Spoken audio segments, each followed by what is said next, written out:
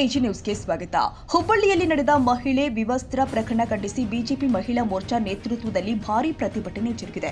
ನಗರದ ಕೇಶವಪುರ ಪೊಲೀಸ್ ಠಾಣೆ ಎದುರು ಬಿಜೆಪಿ ಕಾರ್ಯಕರ್ತರು ಧರಣಿ ನಡೆಸಿ ಕಾಂಗ್ರೆಸ್ ಸರ್ಕಾರದ ವಿರುದ್ಧ ಆಕ್ರೋಶ ವ್ಯಕ್ತಪಡಿಸಿದ್ದಾರೆ.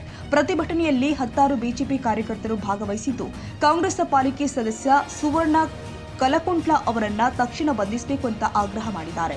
ಪ್ರಕರಣದಲ್ಲಿ ಕಾಂಗ್ರೆಸ್ ಸರ್ಕಾರ ಅಧಿಕಾರ ದುರ್ಬಳಕೆ ಮಾಡ್ತಾ ಇದೆ ಅಂತ ಬಿಜೆಪಿ ಆರೋಪಿಸಿದೆ.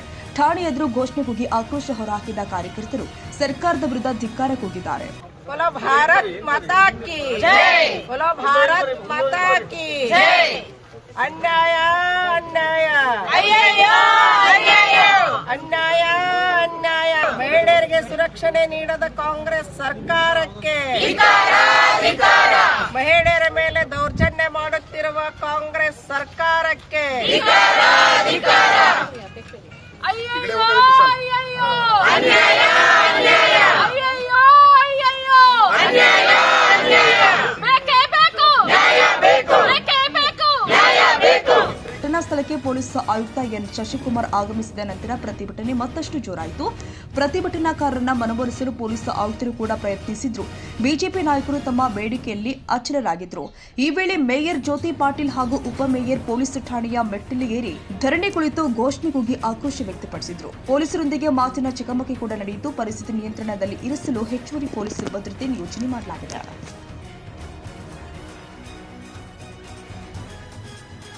ಕನ್ನಡಿಗರ ಮೆಚ್ಚಿನ ನಿಮ್ಮ ಎಜೆ 24/7 ನ್ಯೂಸ್ ಕನ್ನಡ ವಾಹಿನಿ ಇದೀಗ ಟಿವಿಯಲ್ಲಿ ಲಭ್ಯ.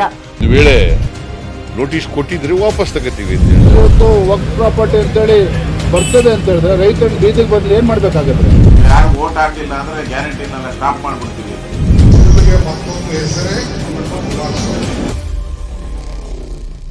ಕರ್ನಾಟಕ ಮತ್ತು ದೇಶ ವಿದೇಶ 360 ಡಿಗ್ರಿ ಸುದ್ದಿ ಹಾಗೂ ಉತ್ತರ ಕರ್ನಾಟಕ, ಬೆಳಗಾವಿ, ಬಾಗಲಕೋಟೆ, ಧಾರವಾಡ, ಹಾವೇರಿ, ಗದಗ, ಬಿಜಾಪುರ ಜಿಲ್ಲೆಯ ಕ್ಷಣ ಕ್ಷಣದ ವಿವರವನ್ನ ಪಡೆಯುವುದಕ್ಕೆ ಎಜೆ 24/7 ನ್ಯೂಸ್ ಕನ್ನಡ ವಾಹಿನಿಯನ್ನ ಲೈಕ್ ಮಾಡಿ, ವಿಡಿಯೋಗಳನ್ನ ಶೇರ್ ಮಾಡಿ, ಕಮೆಂಟ್ ಮಾಡುವ ಮೂಲಕ ನಮ್ಮ ವಾಹಿನಿಗೆ ಸಹಕಾರ ನೀಡಿ ಮತ್ತು ಚಾನೆಲ್ ಅನ್ನ ಸಬ್ಸ್ಕ್ರೈಬ್ ಮಾಡಿ. ಧನ್ಯವಾದಗಳು.